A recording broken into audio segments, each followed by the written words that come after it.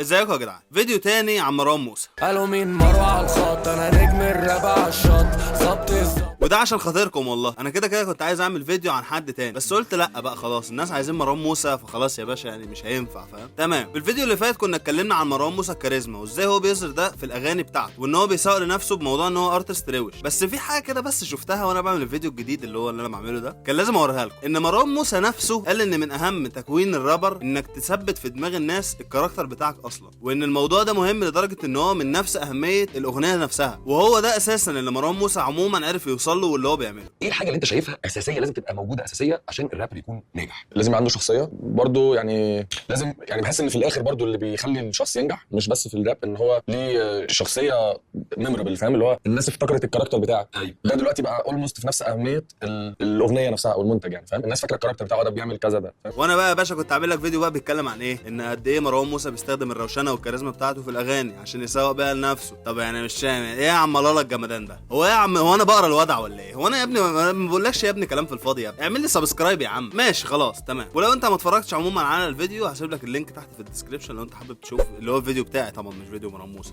حلو قوي. والنهارده بقى هنتكلم عن الفرق ما بين مروان موسى القديم ومروان موسى الجديد، وازاي البيفات اللي هو دخلها دي كان ليها تاثير كبير يعني في التطور بتاعه. حلو قوي. نبدا في اول الكلام كده. تعال نبص بصه على مروان موسى القديم. هو مروان موسى اساسا زمان كان بيعمل ايه، وايه الحاجات اللي هو كان مركز عليها يعني. تعالى اوريك جزء يمكن يكون هو غريب شويه في شخصيه مروان موسى. لو انت متابع جديد لمروان موسى هتكون مستغربه شويه لان هو ما يديش خالص الحاجه دي، ويمكن الحاجه اللي انا هكلمك فيها دي اساسا كانت من اهم تغيير شخصيته. مروان موسى كان عنده مشكله وضحها كتير قوي في تراكات قديمه، ان هو كان حاسس ان هو طيب وان الناس بتستغل الطيبه دي، وان هو عشان يوصل للنجاح او يوصل للي هو نفسه فيه لازم يشيل الطيبه دي من شخصيته، وهو ذكرها كتير قوي بقى في تراكات. يعني تعالى نسمع مع بعض. والطيبة اللي في قلوبنا بتتكسر، حاولت بس والله يا ابني ما جت بالطيبة. انا طيب بس مش في الملعب، خويا ديني بفكرك، بكره ان انا طيب، بكره ان انا طيب.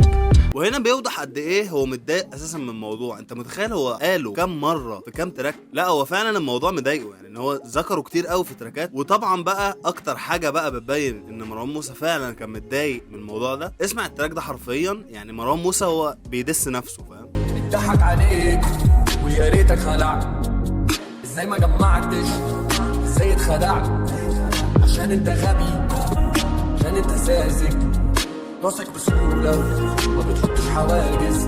انت تحس ان هو كان بيعاني من الموضوع ده، فاهم؟ الموضوع ده كان عامل له مشكله كبيره، والموضوع ده بقى فضل معاه لحد ديس تراك اللي هو كان عامله اللي هو اسمه مش اوكي. مروان موسى كان لسه طيب، فما تحسوش اللي هو لسه الرابر اللي هو محدش يقدر عليه، او الرابر اللي هو مش غلبان، فاهم؟ يعني هو لغايه الديس ده فعلا مروان موسى كنت تحسه لسه طيب، فاهم؟ اللي هو لسه مش خبره، فاهم؟ لان كان الديس ده ضعيف جدا كبانش لاينز وورد بلاي، ودي حاجه اساسا من اهم تكوين الديس تراك عموما. فهو تحسه ما كانش لسه خبره قوي في ان هو يخش بيف. وهو كمان لما جه يعمل الديس عمله بالاسلوب اللي هو مروان موسى عموما شاطر فيه، يعني ده طبعا ما بنكروش، هو شاطر في الحته دي ان هو بيحكي قصه. يعني مروان موسى هتحس في التراكات بتاعته ان هو جاي يتكلم معاك، فاهم؟ انا جاي احكي لك قصه، فاهم؟ انا مش جاي اغني في ودنك، انا جاي اتكلم معاك احكي لك حدوته، فاهم؟ وهو كمان عمل بقى الديس تراك بالاسلوب ده. لو حتى تفتكر كان اول التراك اصلا بيقول لك ايه يلا نحكي القصة من الأول عشان نفهم. وعموما هو ده مش غلط، يعني مش غلط ان انت تعمل ديس وتكتب الليركس في هيئه ان هي ستوري. عندك واحد مثلا زي الجوكر هو اسطوره في الموضوع ده، يعني الموضوع منتهي. لكن الغلط بقى في الموضوع ده اللي هو زي ما تقول ايه، اللي هو يا اسطى انك تستعطف، فاهم؟ يعني هي دي كانت مشكله الديس. عندك ساعتها اساسا ابو يوسف نزل ديس تراك اسمه ست، عملت فس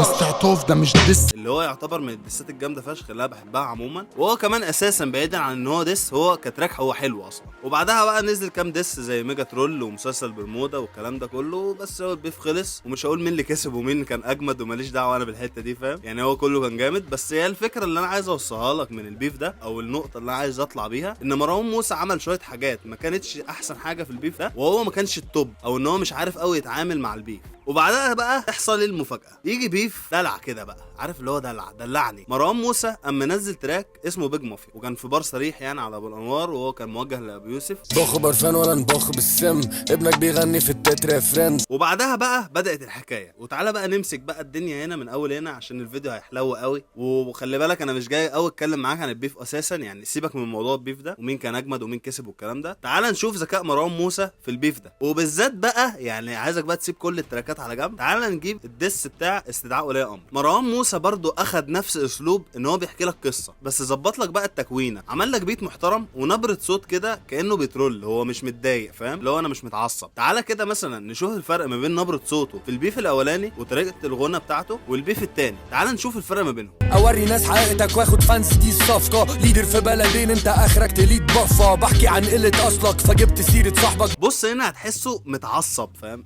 اللي هو ايه، انا داخل جازز شويه، انا عايز اخد حقي فاهم، انا متضايق. تعالى مثلا نشوف بقى الدس في البيف الثاني. جايب الكركه دي والتمر، ايه يا فريند ايه يا صن، ده استدعاء ولي امر. لو تلاحظ صوته يا اسطى بيديك احساس ان هو ماشي قوي مع رتم ان هو بترول فاهم، اللي هو انا داخل اسف عليك، انا مش داخل اتخانق. وناس كتير اصلا ساعتها كانت متضايقه من الموضوع ده، لان هم مش متعودين ان يبقى في دس اللي هو انا داخل هادي فاهم، لا انا عايز اسمع دشمله وبتاع، واللي هو صوتك يكون اجريسيف فشخ في الكلام، اللي هو انت تكون داخل متعصب فاهم، مع ان هو اسلوب عادي وابو يوسف عموما كان بيعمله فاهم. ومروان موسى بقى استخدم فكره الترول ان هو انا جاي اضحك الناس عليك، وعلى فكره انا شايف ان هو جاب حتته فاهم، يعني هي دي حته قوي مروان موسى.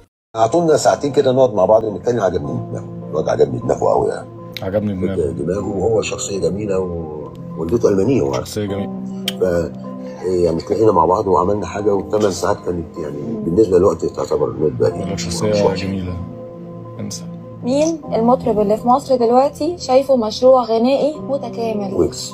وجيه طبعا. فهنا مروان موسى كان اختياره جامد قوي في حته ان هو يترول في الدس، ودي حاجه اساسا من اللي خلت ان التراك جامد. يعني انت هتلاقي اغلب الناس اصلا كانت بتضحك فاهم، هو نفس فكره الدس اللي هو بتاع ست اللي قلت لك عليها، ان هو حرفيا لغايه دلوقتي بيتسمع. وبمناسبه يعني التراك ده كان فيه كده حاجه، يعني هي تحنيكه ممكن تكون مقصوده وممكن تكون مش مقصوده، بس هي تحنيكه مني يعني، ممكن تكون صح وممكن غلط عادي. ان مروان موسى لما كان بيقول اسم ابو الانوار كان بيقول نيمو، ونيمو دي في اللغه اللاتينيه معناها لا شيء، مش موجود، حاجه مش موجوده فاهم. وهو حرفيا لو مروان موسى كان قصده كده، يعني هو كان قصده في الحته دي، فدي شابوه فشخ بصراحه، انت جامد فشخ لو انت كان قصدك كده فاهم. لو ما كانش قصدك فدي عادي تحنيكه مني وعادي عديها. وتكمله بقى الموضوع البيف وذكاء مروان موسى فيه، ان هو حرفيا ما كانش عايز يخش 1v1 لابو يوسف فاهم، اللي هو انا مش عايز اخش انا وانت مع بعض فاهم، لا انا عايز العب واللعب يبقى سهل فاهم، الدنيا تبقى بسيطه. فلو تفتكر اساسا هو ساعتها كان عايز يوسع دايره البيف قوي، في ان هو يدخل الجوكر في صفه ويبقى حرفيا 2 على 1. يعني انت لو تفتكر اساسا كذا حد عمل ساعتها دسات على ابو يوسف، الموضوع كان طالع ترند فاهم، بسبب ان مروان موسى ما كانش عايز يبقى في الليله دي لوحده فاهم، لا انا بجيب الناس، هو عايز حرفيا يلهي ابو يوسف عنه فاهم، ان هو كل شويه يقول له ايه، رد على الجوكر رد على الجوكر. ثانيا الجوكر حاططهولك في تراكين، فلما ترد عليه اخش معاك يا باشا في راوند 2 فاهم، لازم ترد عليه يوسف، لازم ترد عليه مش بهزر، لما ترد على ال3 ابقى اشوفك ايه الكلام. فدي حاجه بصراحه كنت شايفها ذكيه قوي. ومن الحاجات برضو الجامده قوي اللي عملها مروان موسى ان هو اهتم بحته الادلبس عن البيف القديم بطريقه جامده فشخ فاهم، اللي هو يعني البيف القديم انت لو تلاحظ الادلبس ما كانتش اقوى حاجه، مروان موسى غالبا اخد باله من الموضوع ده وعمل لك ادلبس حرفيا يعني هي داخله في التراك، تحسها ليركس اصلا لوحدها فاهم. تعالى كده نفنطها او نبص على كام واحده. هكسر وانت جبس، من فتره سمعت فيرس كامل ليه افتكرته ادلبس، وده اساسا كان صوت ابو الانوار، كان دي اغنيه اساسا لابو الانوار. دماغهم كهيتز ودير الايجار، احنا بنخرب الهود. وهنا كان بيسف في اعلان كان عامله بالانوار فاهم، كلنا شبكات ونغنغه وبتاع وقصص في الجراج فاهم، هات 4 مرات كمان استنى، في الجراج بيرصص كشف ميه وزيت مجاني.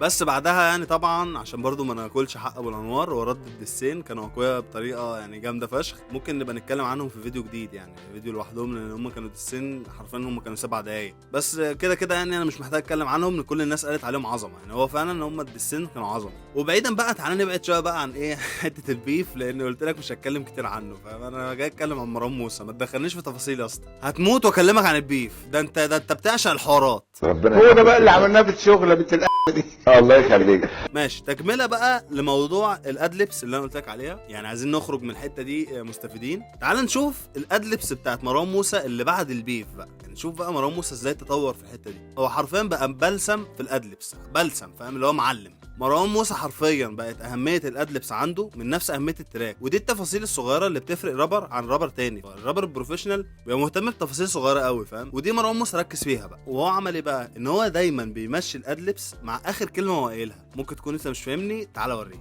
سكت لما قلت لو هتبمبك مش قادر تفتكر ان اسمع بقى الكام بار اللي جايين دول. هنا هتسمع صوت التصوير اللي هو بتاع الكاميرات اللي هو بيبقى في عروض اللبس، وطبعا ايطاليا مشهوره بحوار الفاشن والبراندات والكلام ده. شيبة تقريبا ايطالي. هنا هتسمع صوت رنة التليفون. كلمة على الطاير زي زين الدين. هنا هتسمع صوت خبطة العربية وصوت زمارة العربية اللي هو بيحصل دايما بعد الحادثة، يعني لو تلاحظ بعد الحوادث صوت الزمارة دي. بخبط فيك تروح الحرفيين. احفظ شكلي بعد الصيف ده مش هتشوفني من شباك اوضتي. وطبعا اخر حاجة عشان بس الراجل لسه منزل ألبوم جديد، فتعالى ناخد منه شوية حتت يعني برضه مش هنسيبه. يا سحلة بالليل كلها تفكير ليه والواد فعلا معسل موت فايت شد جوزة لو معتبرني شوكة. دي حاجة من الحاجات اللي هتوريك بقى تطور مروان موسى، ان هو حرفيا استخدم نفس الفلو مرتين، مرة وهو لسه مش خبرة ومرة وهو خلاص بقى جامد. يعني هو حرفيا استخدم فلو مرتين، مرة قديمة ومرة جديدة. بص مثلا في تراك مروان موسى مصر الجديدة، بص الفلو عامل ازاي.